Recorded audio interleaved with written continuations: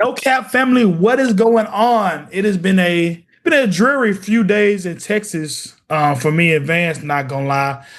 No cap sports is like it's like 85 South, man. It's a rotating cast of characters. You know, whoever's available in the fam got it going on. So we are Sans one professional footballer, Nick Hayes, because he's out here doing big boy shit. And the homie TJ Saquon Bush is actually trying to get indulged with some of his black art consumption by going to see Sinners. Because my boy was supposed to see it, and they New Orleans is crazy. Y'all are stuck with me and Vance. Two or three of the original cast, I believe. So I think we can be able to hold it down. We had recorded since our last live, so we got a lot of stuff that we want to get to y'all. Before we get to it, just right now, Nick, when you see this, make sure you I'm gonna send you the clip of what Josh sent to us in text messages when he went to go see Sinners the first time, bro. Because you know you, bro. That movie is single handedly bringing folks back to the movie. I ain't gonna lie. It's for a multitude of reasons.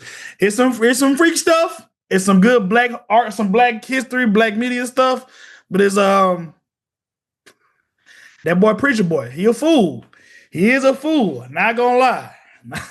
Hey! They said the Thunderbolts movie was good too. But movies are making a comeback. I'm not a Marvel person in general. I've seen Endgame and I've seen Black Panther the last two, but I'm not a movie person in general. So do you plan to see Thunderbolts? I'm not gonna say I am gonna bootleg it, but if it were to happen to show up on my TV or laptop and bootleg, then I definitely would watch it. It'd be like that. Like I don't know. Like I said, this is when we was younger, Vance. I'll just say it like this: you probably have a similar experience, especially at Memphis, middle school, early high school. You wasn't going to the movies to watch the movies, I guess, and I'll keep it like that. So that was my early movie experience. But even like I'm just not a big movie watcher. I'm more of like a TV series doc person. So I can't even remember the last time. I think the last time I had been to movies was during COVID. I saw the trailer. It definitely just connected with me a little bit. I mean, seeing Michael B. Jordan, Ryan Coogler doesn't miss. Yeah. So I was like, let me go support some black art, whatever. And it was definitely worth it. I've seen it twice. I've seen it one regular, then I went to up to Waco to see it in IMAX. So not even on a whatever. I mean, did it make that big of a difference seeing it in IMAX? I mean, that one scene that everybody talk about, the music scene, it definitely did, because you can literally see you'll see the screen expand with like the IMAX setting. Cool. Like it's cool to consume the art in a way that it's intended to be viewed. So that's cool. I mean, for me, like I said, as a non-movie watcher, it was worth watching it 2 times. I'm not gonna lie. And maybe I watch it again on bootleg whenever it pops up on one of our sites. So it was that was a good movie. I can't think of a movie that made me want to go out that soon. That made me want to theater in a long time like that. So I'm hyped, man. I'm hyped. You know, I got the baby at home, so I can't just go watch it by myself like that, bro. I actually got it. I wanted to buy it on actually Amazon Prime, watch it in HD, but they won't release it, bro. They trying to force you to go to theaters, which is, I guess, is cool, but it's like, man, just let me go in and buy this I was gonna pay the $25 to watch it. Believe it or not, man. That's crazy. It's crazy. I spent $25 on 2 people watching it. That's crazy. Yeah. I spent more than feeding whatever, but shit, they literally took this out of IMAX theaters for Thunderbolt, and then they put it back in because it's so popular. So you definitely might be in a little bit of a wait to see it at home with bro. Maybe they'll drop it for Juneteenth, bro. That's what I'm expecting at this point. So speaking of black people, I'm not gonna address that. NBA playoffs. A lot of black activity going on with that. Vance, we got through round 1 of the playoffs. Unfortunately, our Memphis Grizzlies participated. Lost a damn good draft pick in the process for them to put that bet on our ass 4 times. And honestly, this is non-relevant because, again, we're not in the playoff picture right now. But Tomas Isolo is now the new non-interim permanent head coach of the Memphis Grizzlies. I mean, it means that Kleinman really believes in this guy. We got Ja, Jaren, Bane, all going into their primes. What? Youngest one is still 25. So 25, not even 27 years old. You're in that sweet spot where you really get 10 years of prime for your 3 best players. But with that being said, we saw that Isolo didn't really mesh with Jaren when Jaren, like the way Jaren meshed with Taylor Jenkins. So with that being said, bro, he's gambling on his coach rather than gambling on his players. Because first of all, why would you not even open up the coach search? Who wouldn't want to coach Ja Morant? Listen, I know people, oh, he has these gun problems, all of that. All of that is nonsense. Listen, the charges were dropped. Nothing's going against him. He's back hooping. And then you still have Bane and Jaren. That's a big 3 core where you could have a core for 10 years if you wanted. And so to not even open up that job search, because basically you're trusting an inexperienced coach to take a prime superstar. He has the superstar ability. We've seen that from Ja Morant, who could still be the face of the league even as soon as next year. All it takes is just having one good postseason. We see what's happening with Ant. And so I just think it's a little premature, and they should have just opened up the coach search. Listen, I'm not saying I trust Klarman. I'm not saying I don't trust Klarman. I'm just hoping he's right. I like the way you put that. I'm gonna agree with you on that. I think premature is honestly a nice way of putting it. I think it was honestly rather ignorant to not make Mike Malone tell you no, to not make Sam Cassell tell you no, to not make Jeff Van Gundy tell you no. Even these things, make Mike Brown and tell you no.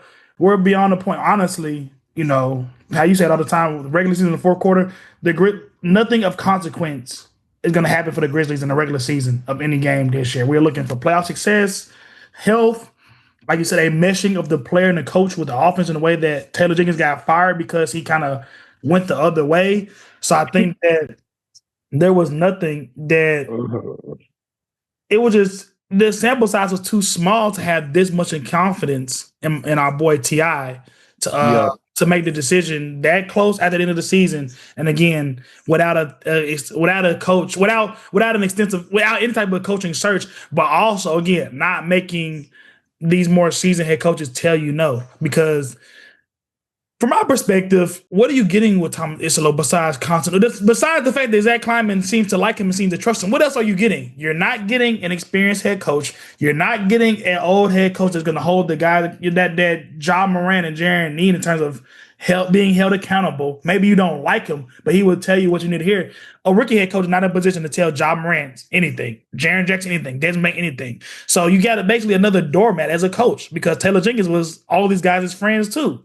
It seems like you said, I think Zach Kleiman is more in the business of protecting his own employment versus doing what's best for this franchise, which, neither one of our names is Zach Kleiman. So I guess we can't, we're not in a position, our jobs are not potentially on the line. But I think that's a very short-sighted and, again, honestly, ignorant decision that he made. Like you said, with the prime years of a very good core that's won a playoff series already. This core, with a coach that's coached 15 NBA games.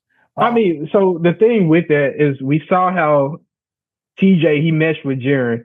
He didn't really mesh with Ja on the offense. Once he switched up the offense where anybody could shoot the ball as long as you open.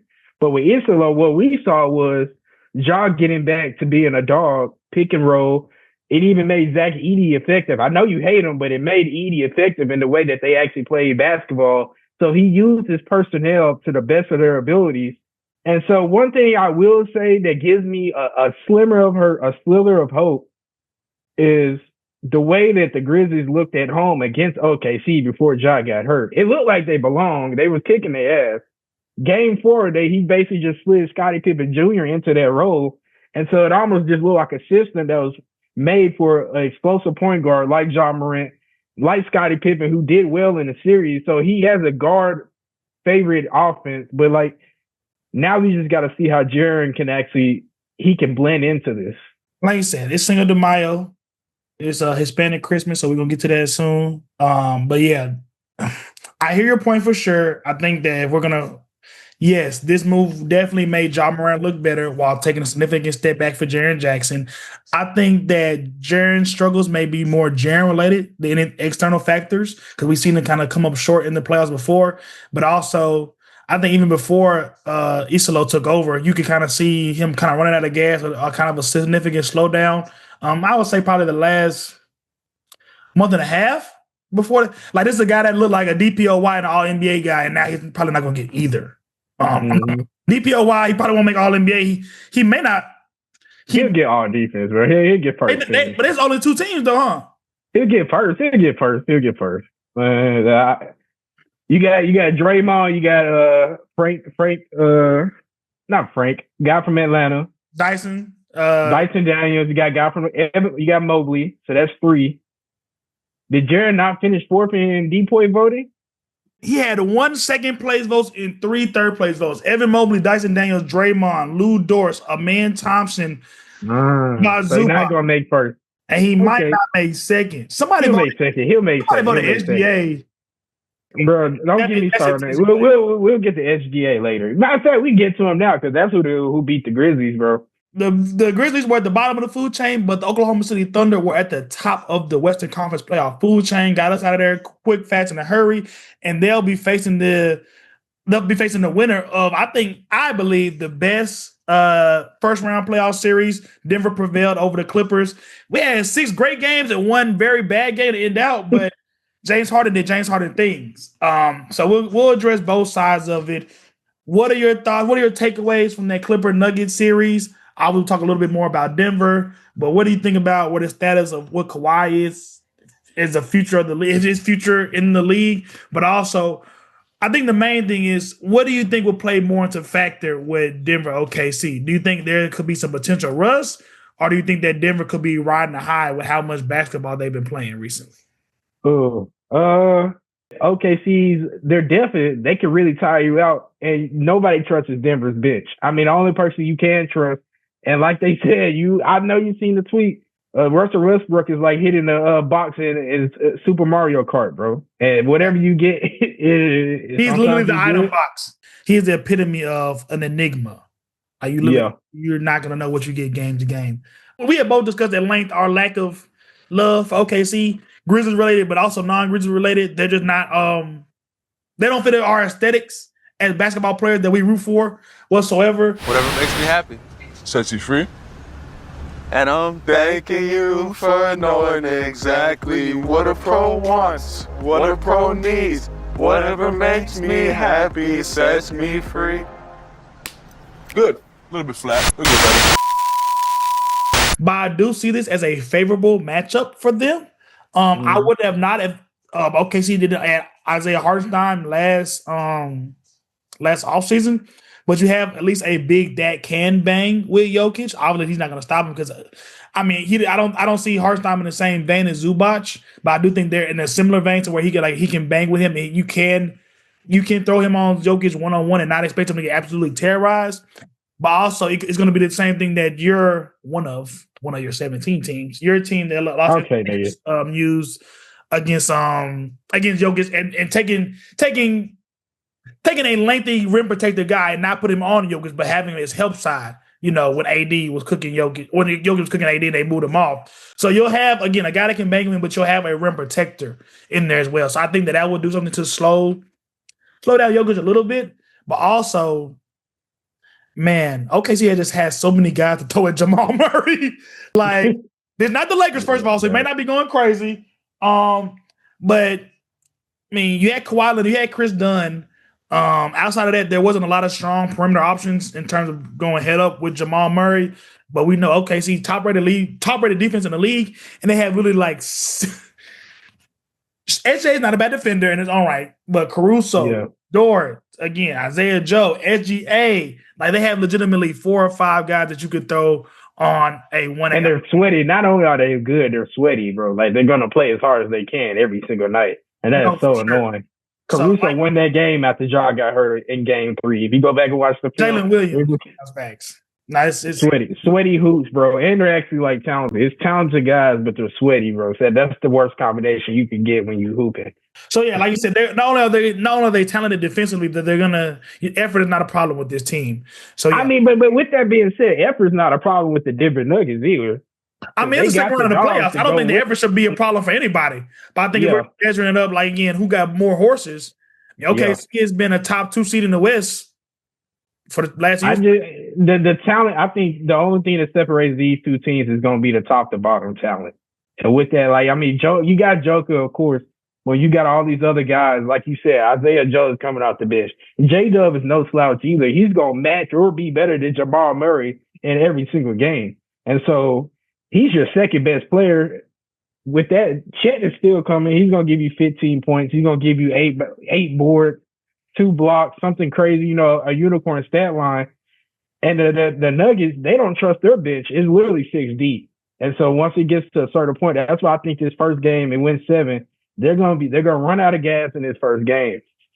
I mean, yeah, like you said, effort shouldn't be a problem with any of these teams because being the second round of the playoffs. But I think almost at every tier that we evaluate rosters, OKC is better or is on the same level. SGA Jokic, that's a wash. That's your superstar, your 1A. I think OKC starting lineup is better than Denver starting lineup because you got 5 solid plus players in OKC, SGA, J-Dub, Hart, Chet, Dort, 3. Dort, exactly. And for Denver, you got Jamal Murray, you got Jokic, you got Brown, who I think is a solid positive now. And then the rest of that, it gets a little shaky. I like Aaron Gordon, bro. I like Aaron. Okay, no, you're right. You're right. If they're hooping, they're hooping. Jokic making his teammates better. So I ain't gonna lie. MPJ is a liability out there. Every second he's out there right now, he's a liability. If he's not making shots, he's not. He's a. Honestly, he might be the worst starter in this series for sure. I think. Yeah. So you're right. I forgot about Aaron Gordon. He's a dunk away from them not even making this a buzzer beater dunk away from them not even making this to the second round. But I think like I think star for star. Obviously, they're the 2 MVP candidates, so they're going to go head up. I think OKC starting lineup is better, and like we said, I think OKC's bench is way better than Denver. Mm-hmm. And we're kind of aligned on that. I'll ask you straight up, and I'll see what you say. How do you think this series turns out? I hate OKC, but I don't think this is where the road ends for them, bro. I think they're gonna meet their demise, but it's not this round. So I'm gonna say OKC in 6. Great mind thinking. Like I'll do OKC in 6 as well. I'll give Denver. I'll give the altitude 1 game, and I'll give Jokic. I'll give him 1 game. But yeah, I think it's OKC in 6 for sure. As we saw in the first round of the playoffs, and we'll talk a little bit about that, like how it kind of usually is dictated in the playoffs. Having the best player didn't mean shit. Giannis, Luka, I can say that. Ja Morant. But no, there was more series in the first round that we saw to where the best player got beat by a more well-rounded team. So I think that's something that could continue. In this round and into the to the conference finals round. And again, great mind thinking. Like I think we're aligned. I think OKC is still just a year away from being a finals team. But yeah, I don't think that they'll bow right now just because of. Again, Denver has a rookie head coach as well, so I think that would be a hell of a task for them to beat the best team in the West, the team with the best record in the West, off with a depleted bench, and again a rookie head. That win by Denver was that was probably like you said the best series in the first round, but that's an impressive win to have a rookie coach in your first 5 games, 10 games of your career, and so. You beat Kawhi. They still had Ty Lue coaching. You still Harden sucks. We get it. Still got Norman Powell, Boggy from Atlanta. So they had the weapons, and for them to win that series in 7, that's a pretty good win. I will admit. I mean, bro, you just won a playoff series as a rookie head coach. I don't think there's any way to downplay that. Not gonna lie. So yeah, we'll get. Like I said, we'll kind of keep this thing going. Because I mean, like I said, it's I told you how I feel about one of the Eastern series, so we'll stay on the West Coast, the one that's a little bit more exciting. Sorry, buddy. And I ain't gonna do the same thing I did last time, but they definitely pulled that bet out and put it on y'all. Pretty good, not gonna lie. Gentlemen series is crazy for a 3-6 matchup. But again, I mean, one of the main series we talked about to where a more well-rounded team beat a team that was top heavy. Although I think that, I don't know, man. I put this in the rundown. At this point, can we put Ant and Luke on the same level? Oh yeah, definitely. Because Luka was getting bullied. No, he was getting bullied, attacked. I've never seen a superstar get attacked like that since Shaq was getting fouled, bro. Literally. Bro, like I said, I'm talking about since I started playing youth basketball, AAU, middle school. I don't think I've seen a poorer defender than Luka Doncic. Folks be really Bro, it is bad. It is bad. Like they be going at him and not even realizing. It's like it's just swing. Oh, Luka has a ball. Oh, you got it. Like they be out there looking having Nikhil Alexander Walker looking like Stephon Marbury almost. Like, bro. So now I completely agree with that. Jaden McDaniels is bag chasing. Literally bag chasing. I've never seen Jaden McDaniels bag chase. I've seen him make good defensive plays. Jaden McDaniels was a top 5 recruiting class. He was supposed to be this guy that created shots all that. You know, when you get to the NBA, you got to play a role. You know what? So was Jackson Hayes. Mm-hmm. And where did I get him? Let's be for real now. I just say, put Jackson Hayes out there. Rudy don't have damn near 30 and 20. I can see that. So, I mean, everybody was so hyped up for JJ Redick after the Lakers weren't as bad as we thought they were going to be without a big. But there were some clear missteps in that series. Not playing Jackson Hayes, you can even see the lemon booty happening. The tightness clinching up when he was walked out the press conference. Reggie Miller on the broadcast telling him everybody had to calm him down. JJ Redick is a great basketball mind, but being a great basketball mind does not make you a great basketball coach. And I think that, JJ Redick, he had the tattoos. He was in the NBA a long time. But I think that sometimes it's easy to forget that he went to Duke. Not only did he go to Duke, he was one of the most hated individuals in Duke history. It has a long list of hated individuals. So I think that, like I said, connecting to players and being able to effectively communicate, effectively manage personalities, and not all about X's and O's. I think that JJ has a lot of room to grow with that. Yeah. He lost that last game, Game 5. He lost that to coaching, just because he got so desperate. He just started. He's like, okay, let's go. Maxi Kleber minutes is crazy. Maxi Kleber minutes is crazy, crazy. And then before. You get mad when everybody questions something that's literally unprecedented, playing your starter the whole second half.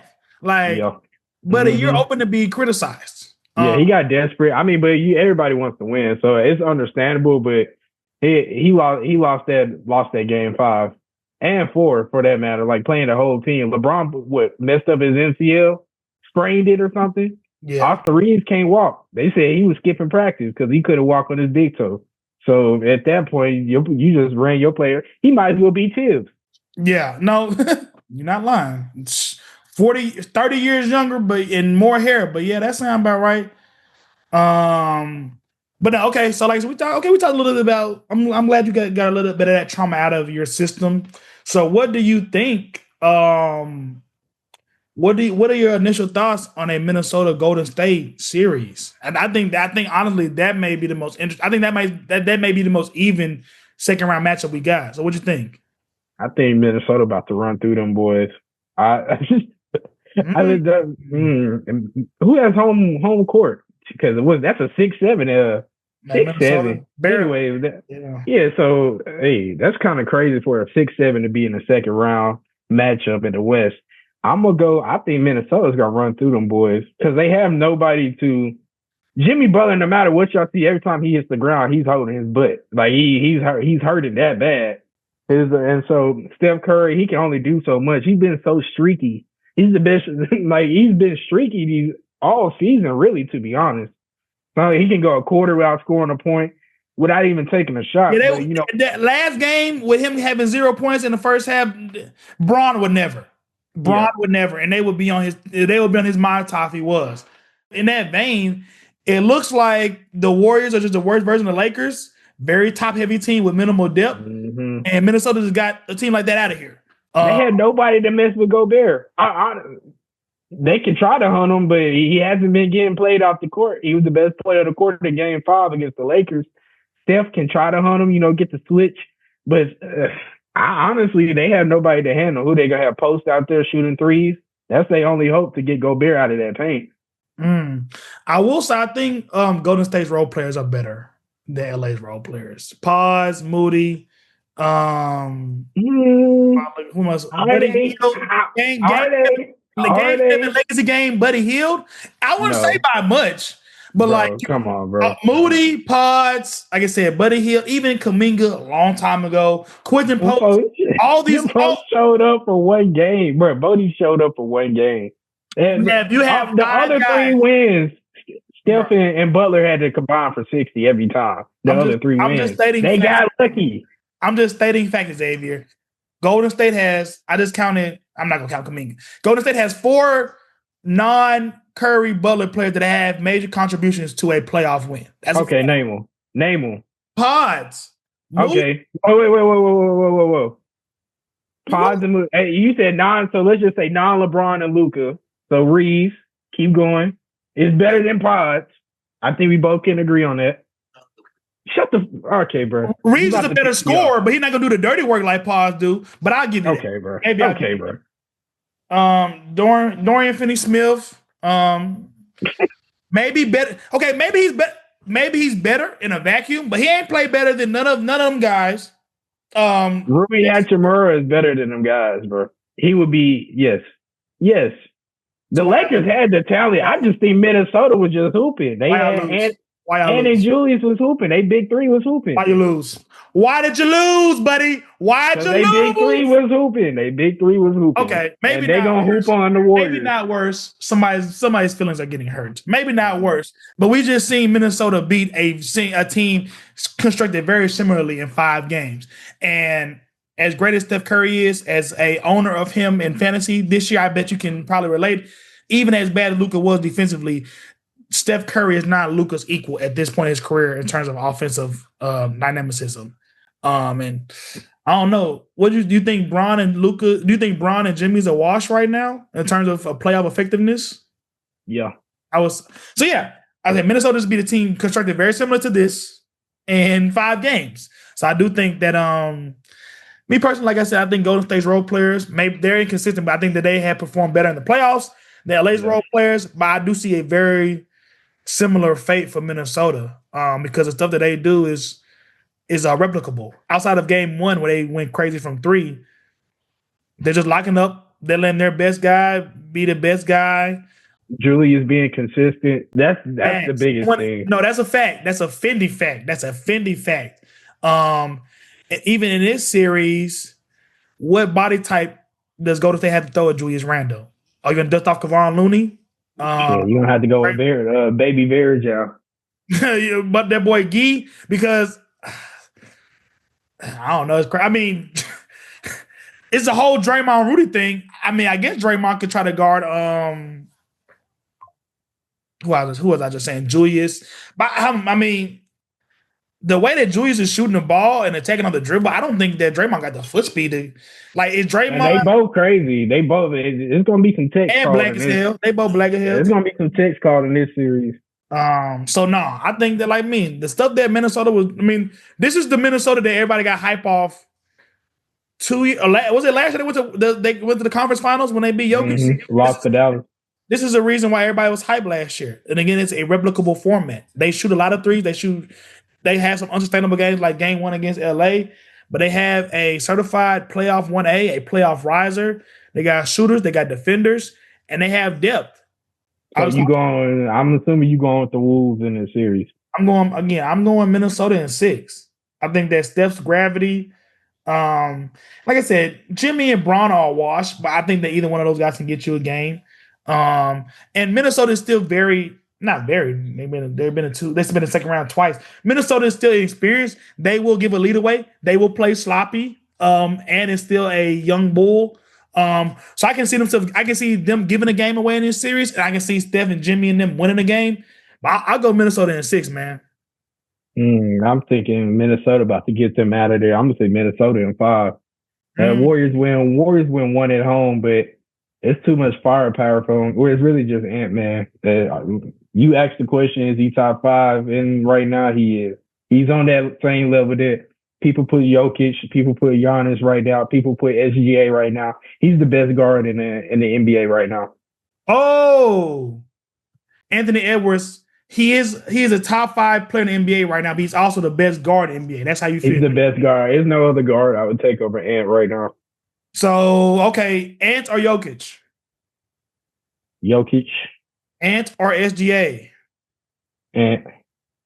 That's just my opinion, bro, honestly. Ant or Giannis? Giannis.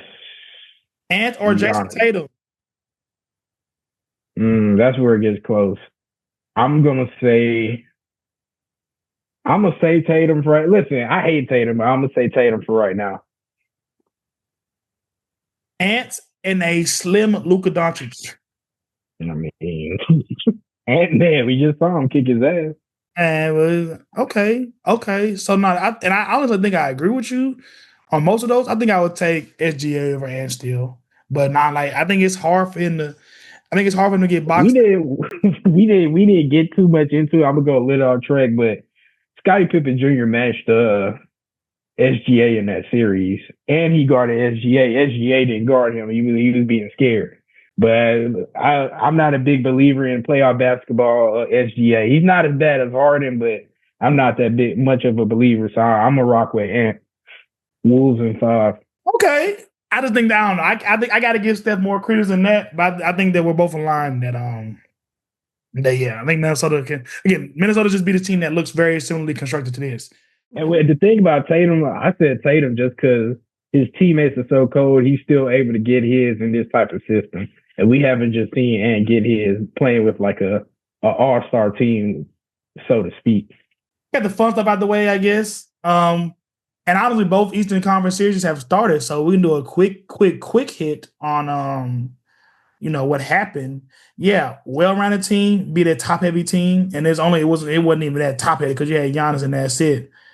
Yeah, bro. What is Indiana's ceiling as a playoff team is currently constructed? They got really good role players. They got a champion in Siakam. He didn't play well the first game, and when they beat Cleveland. But man, I ain't gonna lie, man. I think this is definitely where even in general, like I don't see a Tyrese Halliburton led team getting past the second round of the playoffs, bro. They just made the Eastern Conference Finals last year. Honestly, they just ran into they're in another boogeyman era, bro. The last era was LeBron. Couldn't nobody get past LeBron. Right now it's the Celtics. I'm not even gonna say Tatum. It's Tatum and Jaylen Brown. Right now they in that era where they can't get past them, and I think they can still beat the Cavs, whether Garland is playing or not.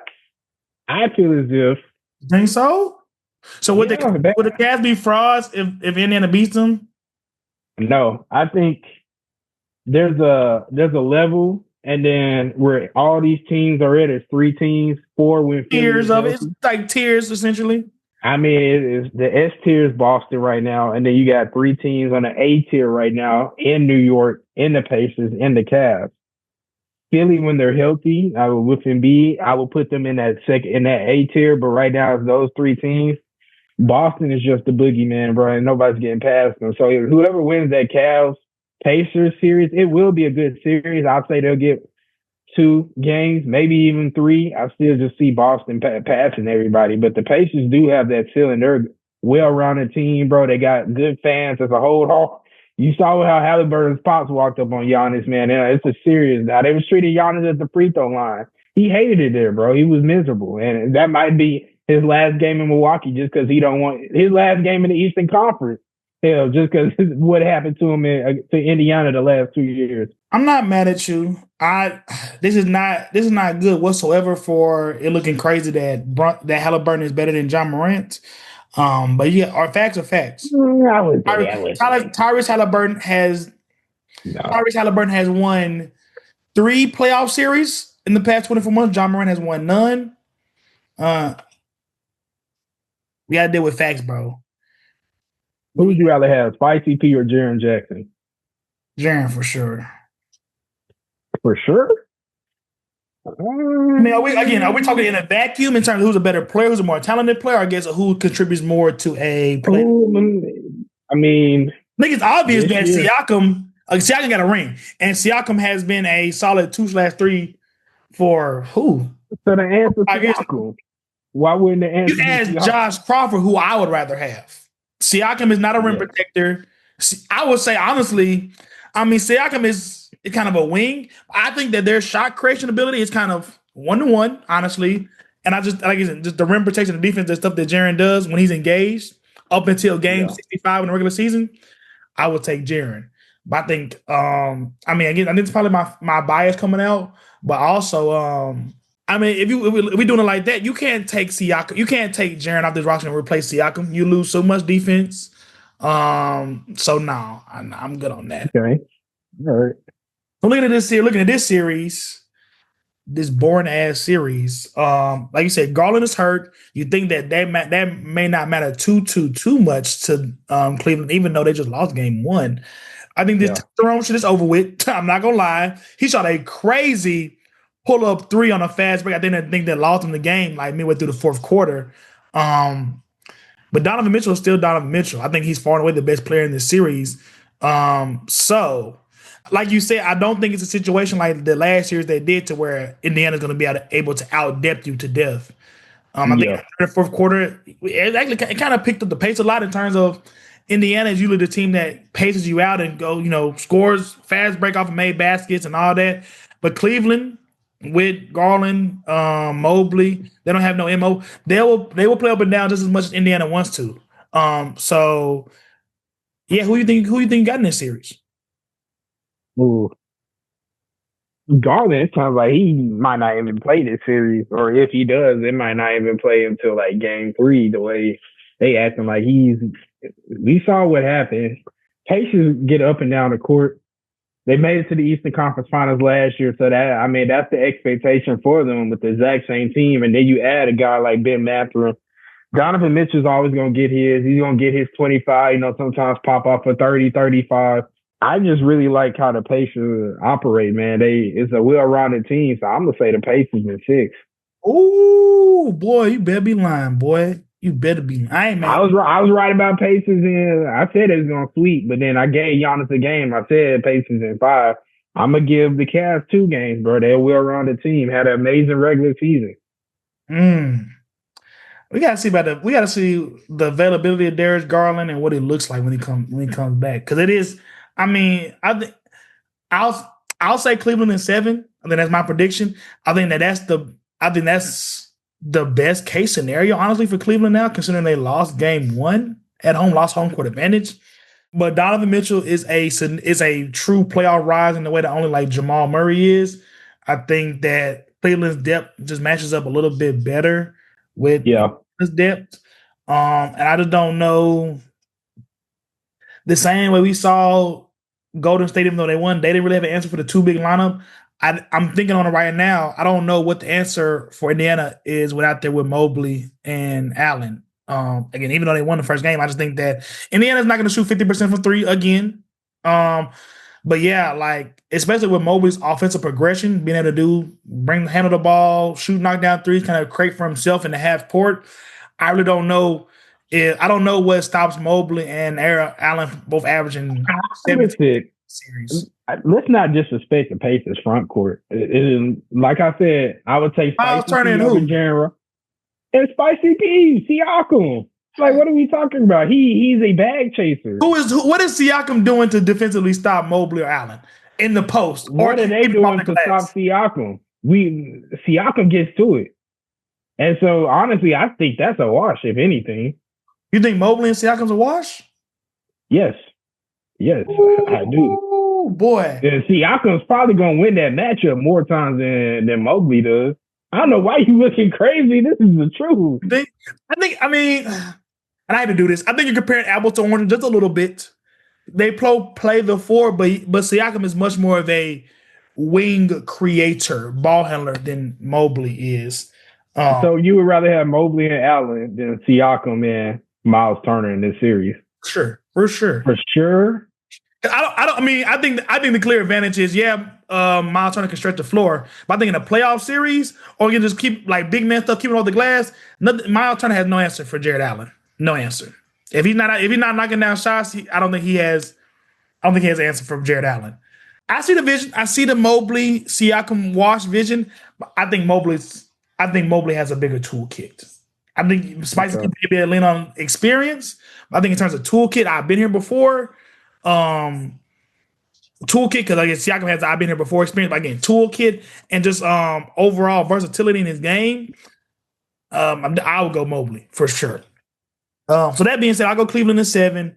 But if we don't see Darius Garland in this series, or we see Darius Garland in severely hampered form, it's going to be ugly. But we'll have the Indiana Pacers in back-to-back Eastern Conference Finals, which is crazy. What the Halliburton for real. But we honestly spent way too much time on that because again, that is a boring ass city. Shout out Cleveland, shout out Club 520. It's gonna be a better series than the Knicks and Celtics, you know. Think so? It may be. I know so, bro. This is gonna it'll definitely be more. Knicks and Boston gonna be more exciting, I think. Still, man, maybe you're right. Maybe it's gonna be a sweet. It's a reason why it's a reason why the East games are first. I would put it like that. Folks be getting all work. Folks become don't know they're trying to watch that. We all trying to watch the Western Conference games. So to round this out, series that we actually probably both of us are currently watching right now, and we kind of, I'll call it. I think Boston will take game 1 of 15 right now. New York. I think it would have been disastrous for them to lose to Detroit, and they were dangerously close to losing to Detroit. Not gonna lie. Yeah, somebody's either gonna have to get fired or traded for sure. Yeah. I mean, we both balled up. We'll do it for the sake of the pod. Knicks, Tibbs is gonna go 7 deep at the max. Cat, one of the few unicorns in the league that can really match up him with Porzingis if he can stay healthy, so that he doesn't have the normal advantage he has as a floor stretching big. Mikal Bridges continues to look like some of the worst value you could ever get out of 5 first-round picks, because they're just not going to deploy him as a true offensive weapon. So yeah, we going Boston in 5, Boston in 6. I think I'm gonna say New York wins 1 at home. Say probably game 3. The crowd's gonna be pumped up. You don't want to lose at home. It's definitely a must win. They'll win that. Celtics win a close game 4, and then game 5 they get closed out. Yeah, I don't think we need to talk too much more on this. And in the ideal world, that would be the more exciting Eastern Conference series because it's just star apparel, Tatum, Brunson, Cat, Jaylen Brown. But yeah, it definitely looks like even this first game. Yeah, but I mean, it is New York looks outmatched. They don't look like they belong, honestly. And it's just they need a killer, bro. I mean, Brunson's a killer. He is a killer, but they need another, somebody gets down. It's a whole bunch of really good guys. Like, Hart's a really good guy. Mikal Bridges is a really good player. Cat, he's supposed to be your killer, but Cat can't be your second best player on the championship team. It just can't happen, man. Definitely not. I think, honestly, it just leads to a bigger discussion about Boston. Is the season a failure if they don't get back to the finals? I feel like that's kind of a crazy expectation, but just because it's already been the rumors that if they don't get it, I mean, even if they do get it done, they're going to have to do some cap stuff because of the 2nd April. Trading players like a Drew Holiday, like a Porzingis, you're going to have to change something up.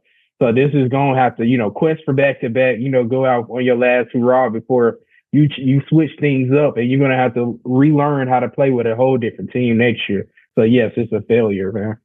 It's crazy. That's a high expectation. Especially with 2 guys. Your 2 best guys are not even 28 yet. But I feel it. I feel like in terms of the road that they got laid out ahead of them, there should be no reason they can't comfortably take They can't comfortably take this series. Yeah. I don't think there's a reason why they can't comfortably take the next 2 series because Cleveland made a significant jump. But yeah, I still don't see. I think that in a Boston Cleveland series, maybe 2 games. There should be significant favorites, honestly. Favorites. So yeah, I do think that when you're in a situation like that, I think that you can fight complacency. Like the expectations are looking kind of your eyes can kind of like glaze over a little bit. Yeah. But, Joe Mazzulla ain't going for that. I'm not gonna lie. That nigga is intense as hell. You have a season of championship experience. I mean, Tatum's been in the playoffs since he's damn near 18. So he got a bunch of playoff experience. But even we know this is they shoot a bunch of threes, but they have a bunch of guys that can defend. And you got 2 guys, one guy that we like better than the other guy everybody else likes. You have 2 guys that can go and be a dog for you in those pivotal crunch time moments. And I don't think anybody else in the East has 2 of those at all. So yeah, I think that Boston has a path to the final that is pretty unclouded unless they cloud it themselves. Yeah. So we was efficient with our time game. I think we got in and out pretty effectively. Updated finals predictions right now. Only 8 teams left. Minnesota against Boston. Boston wins in 7.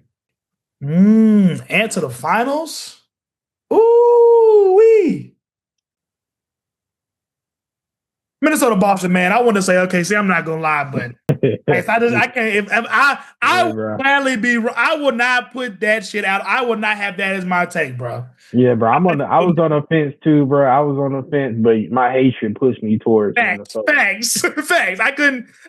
I cannot publicly predict SGA's success. I can't.